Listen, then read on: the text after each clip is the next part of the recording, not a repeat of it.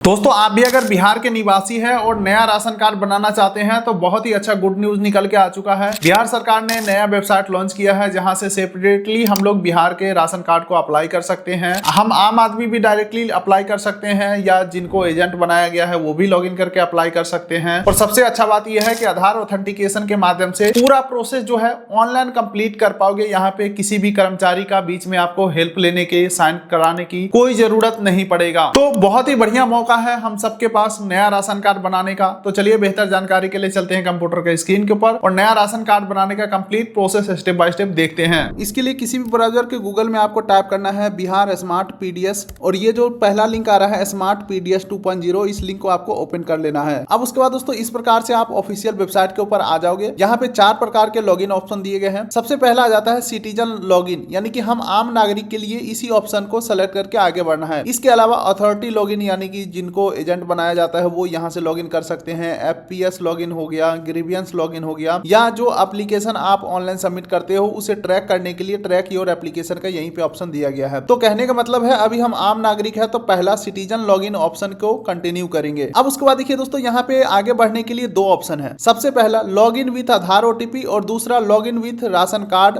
Number with OTP, यानी कि पहले से जिनके पास ऑलरेडी राशन कार्ड है वो ration card number, mobile OTP डाल के आगे बढ़ सकते हैं। जिनका फैमिली में नाम जोड़ना है या नाम हटाना है, मॉडिफाई करना है, केवाईसी करना है तो वो सेकंड ऑप्शन को सेलेक्ट करके आगे बढ़ेंगे। लेकिन अभी हमारा इस वीडियो का टारगेट है नया राशन कार्ड बनाना, तो उसके लिए हमें पहले ऑप्शन को सेलेक्ट करके और कंटिन्यू करना होगा। चलो लॉगिन विथ आधार ओटीपी के ऊपर मैं क्लिक करता हूं। अब सबसे पहले हमें अपना आधार नंबर एंटर करना है और ये जो कैप्चा दिख रहा है सेम टू सेम फिल करेंगे और जनरेट ओटीपी के ऊपर क्लिक करेंगे। तो ये हमारा कैप्चा वेरीफाई हो चुका है। जनरेट ओटीपी के ऊपर मैं क्लिक करता हूं। उसके बाद दोस्तों वेरीफाई एंड लॉगिन के ऊपर क्लिक करेंगे और यहाँ पे वेलकम यूजर आ चुका है। अब उसके बाद देखिए दोस्तों राशन कार्ड मैनेजमेंट सिस्टम यहाँ पे आ चुका है। अप्लाई न्यू राशन कार्ड के ऊपर हम क्लिक करेंगे। अब देखिए दोस्तों यहाँ पे बोला जा रहा है आगे बढ़ने से पहले आपको 2 डॉक्यूमेंट तैयार रखना है, एड्रेस प्रूफ और फैमिली फोटोग्राफ। ठीक है, तो चलो मैं प्रोसीड के ऊपर क्लिक कर देता हूँ। अब उसके बाद देखिए दोस्तों पर्सनल डिटेल का कॉलम खुल के आ चुका है। एक एक करके सही डिटेल हम फिल करेंगे। सबसे पहला हेड ऑफ फैमिली नेम, ठीक है, यहाँ पे आपको हेड ऑफ फैमिली नेम डाल देना है। उसके बाद फादर नेम डाल देना है। उसके बाद मदर नेम यहाँ पे डालेंगे। जेंडर यहाँ पे सेलेक्ट कर लेंगे। डेट ऑफ बर्थ सेलेक्ट करेंगे। ध्यान रखिएगा जो भी डिटेल आप फिल करोगे डॉक्यूमेंट के अंदर सेम स्पेलिंग होना चाहिए, सेम नाम, सेम डेट ऑफ बर्थ वगैरह होना चाहिए। अब देखिए दोस्तों छोटा सा आपका कंफ्यूजन दूर करना चाहूंगा। हेड ऑफ फैमिली में मान के चलो नाम किसका डाले, तो कोशिश करिएगा अगर आपके घर में महिला है और जो वरिष्ठ महिला है यानी कि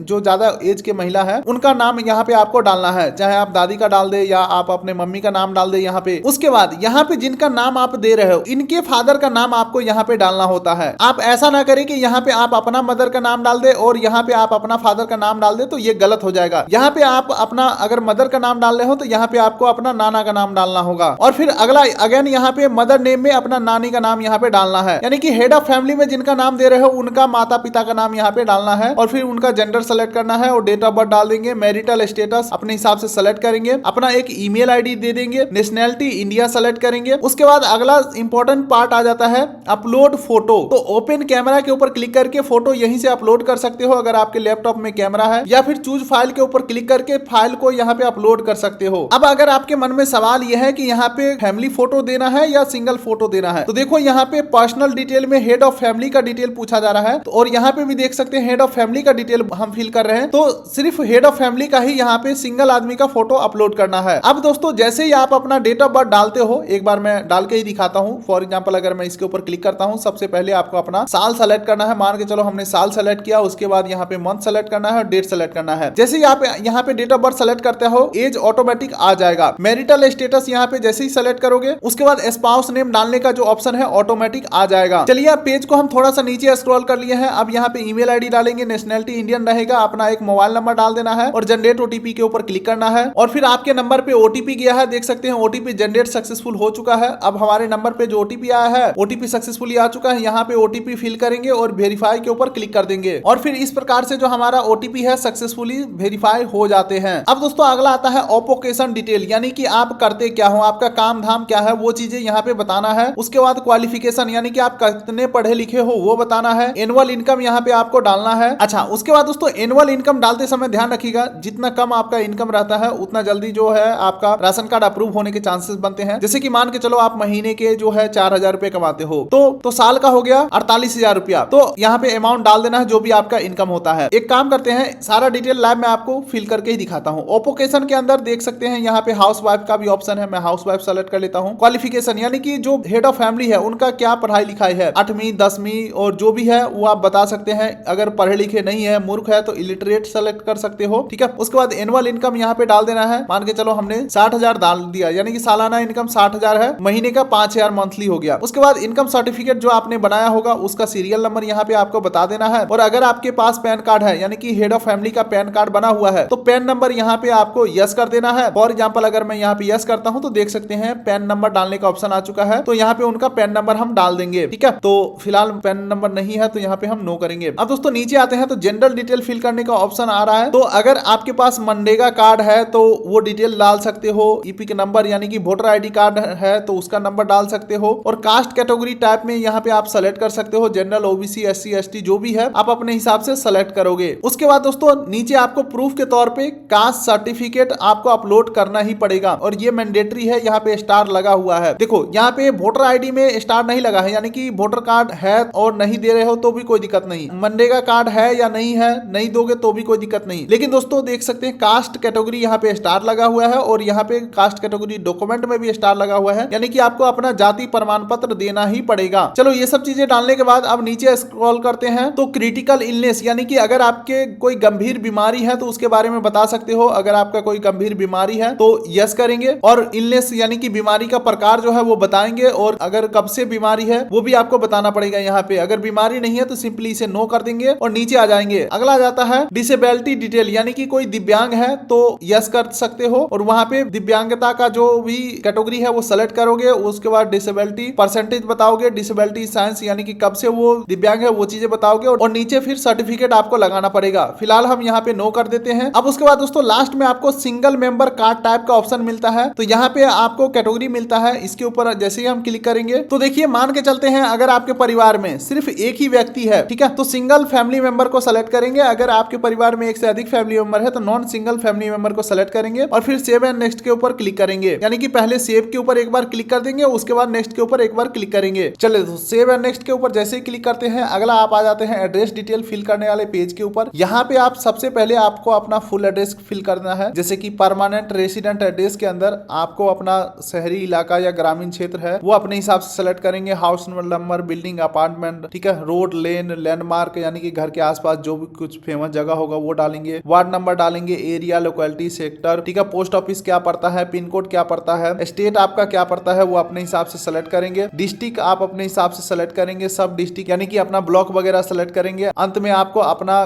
गांव का जो नाम है वो सेलेक्ट करेंगे और अगर आपका कोई और नेम से जाना जाता है तो वो नाम वगैरह आप यहाँ पे डाल देंगे। अगर आपका करंट और परमानेंट दोनों सेम एड्रेस है तो इसके ऊपर क्लिक कर दोगे तो आपका दोनों एड्रेस सेम हो जाएगा। तो दोस्तों इस प्रकार से आपको अपना जो एड्रेस है प्रॉपर तरीके से आपको अपना एड्रेस फिल कर लेना है और प्रोसीड बटन के ऊपर क्लिक करना है। सारा डिटेल फिल करने के बाद सबसे पहले सेव के ऊपर क्लिक करेंगे, फिर नेक्स्ट के ऊपर क्लिक करेंगे तो फॉर्म इस प्रकार से सेव होकर नेक्स्ट हो जाएगा। अब उसके बाद देखिए दोस्तों मेंबर डिटेल डालने का ऑप्शन आ रहा है। सबसे पहले एडिशनल मेंबर का ऑप्शन है, इसके ऊपर क्लिक करेंगे और फिर एक एक करके सभी फैमिली मेंबर को ऐड करना है, जैसे कि उनका फुल नेम डालेंगे, फादर नेम डालेंगे, मदर नेम डालेंगे, जेंडर सेलेक्ट कर लेंगे, रिलेशनशिप सेलेक्ट करने लेंगे, यानी कि हेड ऑफ फैमिली का ये कौन लगते हैं, ठीक है, वो रिलेशन सेलेक्ट करना है, इनका डेट ऑफ बर्थ डालना है, एज आ जाएगा, मैरिटल स्टेटस, स्पाउस नेम, ठीक है, आधार नंबर डाल देंगे, email ID, nationality, phone number और ओटीपी वेरीफाई कर देंगे, ठीक है। और एक फैमिली मेंबर का डिटेल डालने के बाद सेव के ऊपर क्लिक करेंगे, फिर नेक्स्ट के ऊपर क्लिक करेंगे और सेम इसी प्रकार से एड एडिशनल मेंबर के ऊपर क्लिक करके और एक एक करके जितने भी फैमिली मेंबर हैं आप अपना यहाँ पे डिटेल को ऐड कर सकते हैं। देखिए दोस्तों आपको भी लग रहा होगा कि भाई पहले का पेज कुछ और था, अभी का पेज कुछ और है। तो जब मैं इस वीडियो को शूट कर रहा हूँ वेबसाइट काफी हैंग कर रहा है, काफी प्रॉब्लम कर रहा है, सही से खुल नहीं पा रहा है। तो मैं जो गवर्नमेंट द्वारा एडवाइजरी दिया गया है, जो पीडीएफ इशू किया गया है, उसके माध्यम से मैं आपको एक्सप्लेन कर रहा हूँ कि वेबसाइट किस प्रकार से आपको यहाँ पे दिखेगा, किस प्रकार से आपको यहाँ पे डिटेल फिल करना है। तो जब भी ये वेबसाइट रनिंग में आता है, हालांकि अभी रनिंग हो सकता है, आप चेक करोगे अगर आप प्रोसेस कर रहे हो तो यही सब चीजें देख पाओगे। तो आप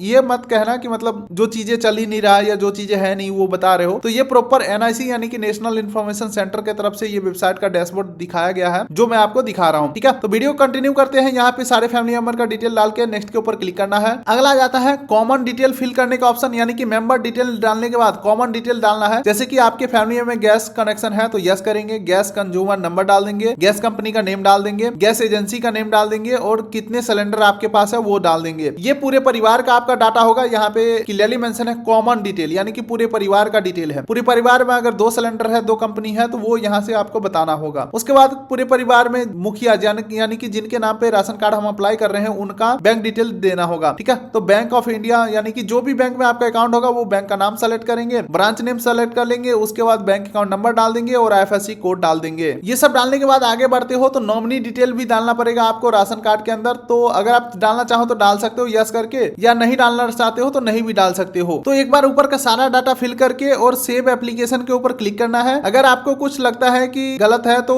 एडिट एप्लीकेशन के ऊपर क्लिक करके एडिट भी कर सकते हो। सारा कुछ सही है और फॉर्म हमारा सेव भी हो चुका है। तो फिर अंतिम में इस प्रकार का जैसे ही सबमिट करते हो आपका एप्लीकेशन सक्सेसफुली सबमिट हो जाता है। एप्लीकेशन नंबर यहाँ पे मिल जाता है और जैसा कि हमने आपको स्टार्टिंग में बताया था स्टेटस चेक करने का प्रोसेस, वहां से आप स्टेटस भी चेक कर सकते हो। तो आप भी कुछ इस प्रकार से दोस्तों बिहार का नया राशन कार्ड के लिए अप्लाई कर सकते हो। उम्मीद करता हूँ वीडियो आपको अच्छा लगा तो वीडियो कर दिए लाइक, चैनल कर दिए सब्सक्राइब, ताकि मिलेंगे ऐसे ही किसी अगले वीडियो में। तब तक के लिए नमस्कार।